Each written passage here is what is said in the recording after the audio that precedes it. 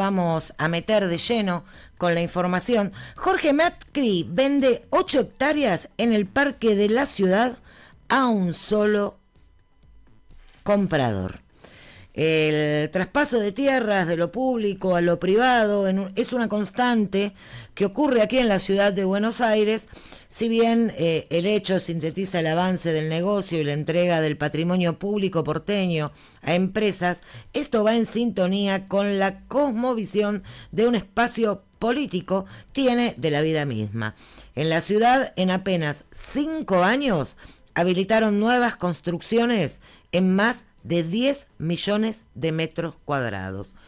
Por este motivo y por el motivo que ya hoy nos llama a conversar con el compañero Jonathan Valdivieso del Observatorio del Derecho a la Ciudad, es la venta que se está realizando, que me parece que si mal no recuerdo, si mal no vi, es el día de hoy que se realiza la venta del Parque de la Ciudad. Hola, Jonathan. ¿Qué tal? Buenas tardes, gracias por la invitación. No, por favor, Jonathan, bienvenido. Hacía mucho tiempo que no hablábamos con vos, pero bueno, uno siempre te tiene porque sabe, presente, porque sabe que vos te ocupás específicamente de lo que es el tema de la vivienda y de lo que sucede en la ciudad de Buenos Aires. Bueno, contanos un poquito de qué se trata esta venta de 8 hectáreas del Parque de la Ciudad. Mira, es algo totalmente increíble, analizando cuáles son las políticas urbanas que debería tener una ciudad en un contexto de crisis climática, ¿no? Vemos cómo muchas ciudades están constantemente viendo la forma de incorporar más tierras públicas para espacios verdes, cómo mejorar la infraestructura verde de las ciudades, pero Jorge Macri y la gestión del PRO van en una dirección totalmente opuesta. Y uno de esos elementos muy alarmantes y llamativos es que Jorge Macri avanzó con la venta de una parte, de un fragmento de un parque público de la ciudad, ¿no? En la ciudad de Buenos Aires se está vendiendo parte de un parque público, algo totalmente para nosotros fuera de lo que establecen las leyes, pero también ajeno a cualquier política ambiental de la ciudad. Y estamos hablando del Parque de la Ciudad, donde en su momento funcionó Interama, ¿no? Ese parque de diversiones. Bueno, ese parque de diversiones tuvo, en su momento se cerró, tuvo muchos problemas de cuestiones de seguridad, mantenimiento. Al cerrarse el parque se fue transformando en un espacio verde para la Comuna 8 de la ciudad de Buenos Aires. Y a partir del 2016-17 empezó a discutirse lo que era un plan maestro para la Comuna 8. Y en ese plan maestro para la Comuna 8 se había diagramado, planificado, ir recortando el parque de la ciudad para distintos objetivos.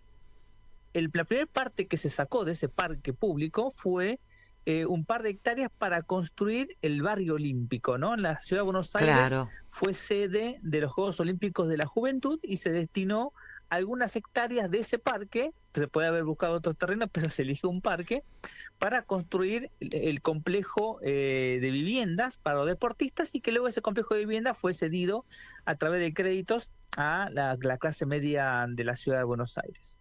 Pero esa justificación, ese hecho de destinar hectáreas para un barrio olímpico, en la misma ley el gobierno aprovechó e incorporó otras 20 hectáreas más para venderse, ¿no? Sin ningún tipo de explicación, ¿no? La justificación de la necesidad de un complejo habitacional para deportistas, de prepo se sumó 20 hectáreas más para vender del Parque de la Ciudad. Y esas son las hectáreas que se terminaron vendiendo en el mes de diciembre del año pasado, que en definitiva se vendieron 8 hectáreas del sector norte del Parque de la Ciudad. Así que el Parque de la Ciudad antes era un rectángulo y ahora ha quedado como si fuese un rombo, ¿no? Porque se han ido recortando los extremos, las esquinas y los extremos, ¿no? Así que 8 hectáreas, estamos hablando casi de una superficie equivalente al Parque Lezama, ¿no? Podríamos decir que Jorge Macri decidió vender un parque público de la misma envergadura del Parque Lezama, ¿no? Algo totalmente inaudito. Y además, lo segundo, que también transforma esto en escandaloso. Sí, perdón, Jonathan, disculpa, una consulta te hago. Cuando hicieron el barrio olímpico, hicieron una modificación de la ley, como vos decís, y enchufaron 20 hectáreas más. Esas 20 hectáreas ya se vendieron y estas son 8 además, o estas 8 están dentro de esas 20 que ellos por las dudas incorporaron a este cambio urbanístico. No, están dentro de esas 20 hectáreas, ¿no? Porque no, la gestión anterior de Rodríguez Larreta no llegó a venderlas. Ajá, perfecto. Entonces, Jorge Macri está consolidando la venta que fue autorizada por ley en la gestión anterior. Perfecto, ahí está, ahí entendí. Dale. Bien. Y el segundo elemento muy grave es que no está vendiendo las tierras de forma fraccionada, que uno podría decir, bueno, esas 8 hectáreas se transforman en manzana y de esa manzana en parcela se va vendiendo a distintos propietarios. Sí. Sino que se vende las 8 manzanas en bloque. Es decir, el gobierno transformó o creó un nuevo terrateniente urbano. Uh-huh. El ganador de esa subasta se quedó con 8 hectáreas de la ciudad, de un parque público, y que obviamente esa persona luego se va a encargar de revender, ¿no? Es como el gobierno ha creado una persona que se apropia de grandes superficies de tierras públicas y que luego va a ser intermediario para revenderlas o alquilarlas, etcétera, etcétera. Digamos, estamos creando un gran negocio para una sola persona. Claro. No es que esas tierras se vendieron para hacer distintos proyectos inmobiliarios, equipamiento urbano, sino que se vendió a una sola persona 8 hectáreas de un parque público. Esto Y no hay una, o sea, no se las vendieron diciendo vos tenés que construir tal y tal cosa. No, o sea, se la venden y él con esa tierra hace lo que quiere. Tiene un pequeño cargo que tiene que construir en parte de ese predio infraestructura para equipamiento logístico, ¿no? Como si fuesen quizás galpones, ¿no? Sí. Y otra parte está habilitado a construir viviendas que van a ser desarrollos inmobiliarios. Así que una parte va a ser para equipamiento de logística y otra parte va a ser para emprendimientos inmobiliarios. Este antecedente o esta experiencia de vender mucha tierra pública a una sola persona no es algo extraño en la ciudad de Buenos Aires, sino que, por ejemplo, cuando se tuvieron que vender los 40 locales comerciales construidos en las plantas bajas del barrio Olímpico, también se lo vendieron a una sola persona. Lo cual resulta totalmente irracional, ¿no? Obviamente esa persona se va a encargar de alquilar y concesionar a terceros. ¿Por qué el Estado directamente no vendió los locales comerciales por separado y de esa forma se eliminaba el intermediario? Claro. O el Estado directamente funcionaba como concesionario, ¿no? Que es lo que va a hacer justamente el propietario que ganó la subasta de las 40 locales, va a empezar a subalquilarlo. Sí. O alquilarlo porque es el propietario. Bueno, el Estado podía haber cumplido ese rol y no convertir o otorgar grandes privilegios a una persona. Bueno, en este caso ha hecho lo mismo con 8 hectáreas de tierra pública. Y acá vamos con la cuestión que nosotros planteamos en la justicia. Hasta ahora la justicia en su momento rechazó la medida cautelar. Recordemos que hay muchos jueces que responden al gobierno, ¿no? Que no deciden de acuerdo a derecho, sino que deciden de acuerdo a lo que el gobierno va decidiendo. Porque tenemos nosotros en la Ciudad de Buenos Aires un plan urbano ambiental, que es como la ley madre de la planificación de la ciudad. Y ese plan establece que los parques públicos son intocables, que no se puede modificar la integralidad de los espacios verdes. Y ninguna ley puede ir en contra de este plan urbano ambiental, salvo que se cambie el plan urbano ambiental, que en este caso no se hizo.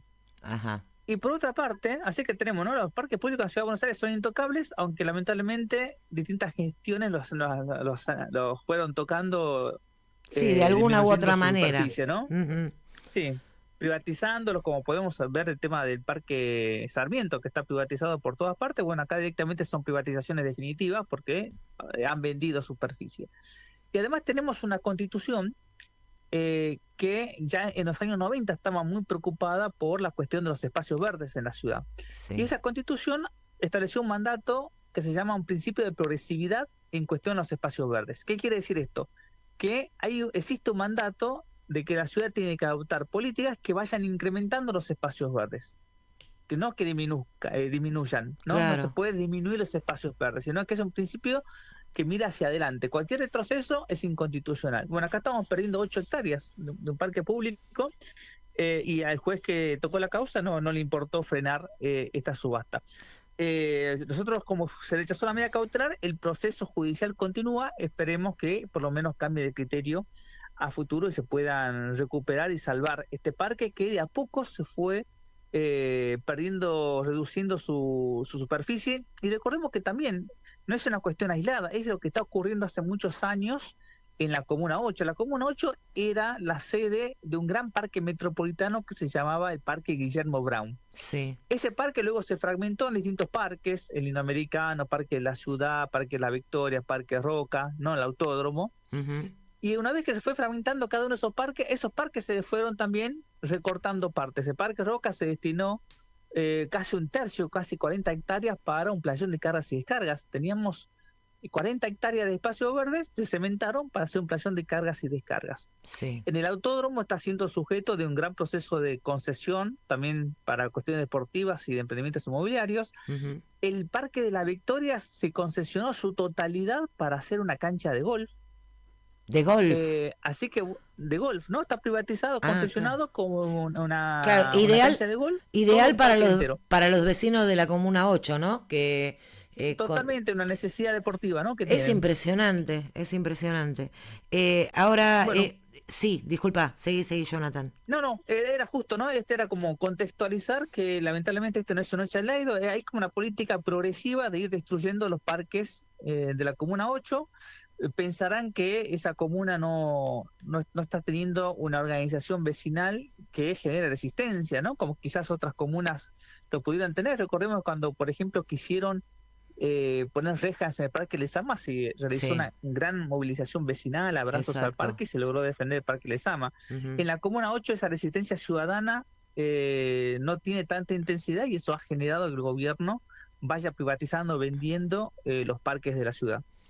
Ahora, la Corporación Buenos Aires Sur, ¿no? Que es la que está metida siempre en medio de todas estas cosas, y el tema de las subastas, porque hablamos de que, bueno, esto es una venta que fue con un precio base de $1.900.000, no se sabe cuál fue el precio final de la venta. Ese dinero ingresa al gobierno de la ciudad. Ese gobierno ingresa, sí, al gobierno de la Ciudad de Buenos Aires. Pero no hay explicación de qué se hace con ese dinero. No, luego ingresa a las cuentas generales y bueno, el gobierno... Sí, sabemos que, discrecionalmente. en un contexto el gobierno manifiesta que existe un ajuste, por lo tanto Claro. va bajando el presupuesto de las políticas sociales, pero mientras tanto sigue dando pauta a los grandes medios de comunicación de forma desorbitantes, crea un estado paralelo a través de consultoras, ¿no? Etcétera, etcétera. Digamos, un derroche del dinero de los porteños, que es una ciudad bastante rica, es una ciudad que ha tenido presupuestos superavitarios, pero ahora vemos que prácticamente se han abandonado las políticas Sociales. habitacionales, sociales Sí. en la ciudad, mientras se siguen privatizando y vendiendo tierra pública, ¿no? Bajo este paraguas de que hace falta dinero, que también es un mismo discurso que se tiene a nivel nacional cuando se están rematando todas las tierras nacionales. Exactamente. Y ahora también hay un nuevo método, ¿no? La vez pasada charlábamos aquí entre compañeros por el tema del barrio Estación Buenos Aires, acá cerquita, en Barracas, que no se llegó, que lo construyó el Procrear. La verdad que yo vivo cerca, el barrio es hermoso, pero no está completamente habitado. Entonces, desde el gobierno de la ciudad propusieron que eso iba a ir a subasta. Entonces, lo que hablábamos era que en esa subasta la persona que necesita una vivienda no va a poder nunca competir, porque iban a entrar estos amigos del gobierno de la ciudad, como el que le vendieron al único oferente, que le vendieron estas 8 hectáreas, le van a vender los departamentos que subastan, es el que más plata va a poder poner y va a seguir el negocio inmobiliario, ¿no? Eso se va a transformar en lugar de alquileres, de rentas, o el que lo compre después lo va a vender al triple de lo que lo compró. Esto es un accionar que está teniendo el gobierno de la ciudad. ¿Y cómo podemos responder frente a esto? Bueno, a ver, hay una cuestión que tiene que ver con las políticas sociales y la construcción de viviendas sociales, ¿no? Uh-huh. Que es algo que a nivel nacional se quiere empezar a desvirtuar.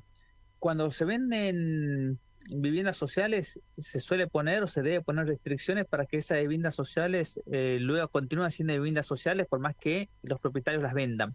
Claro.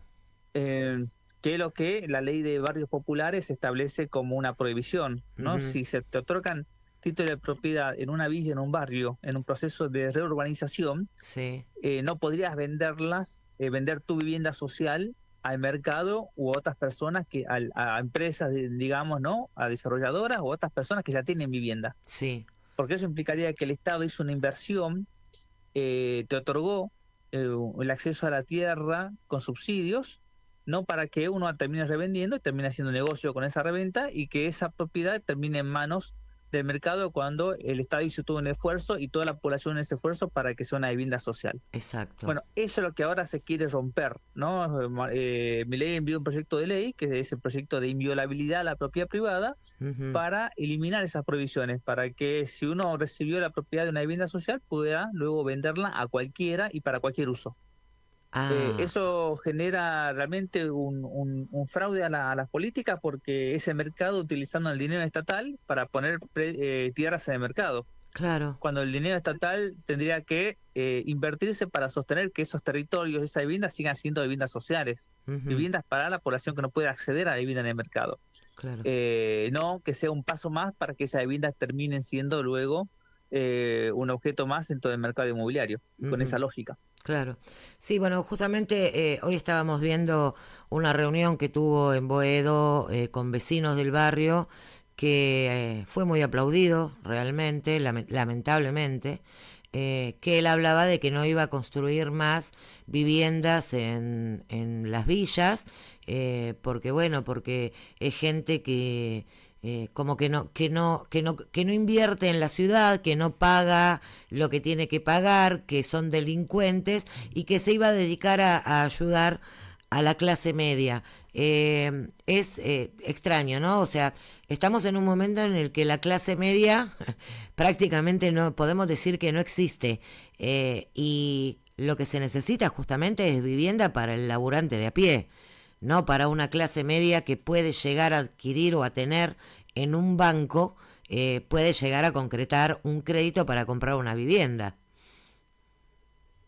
Sí, yo creo que, a ver, un Estado tiene que otorgar, tener políticas públicas para todos los sectores sociales, ¿no? Claro, Excepto para a los que tienen capacidad de ahorro para comprar una vivienda.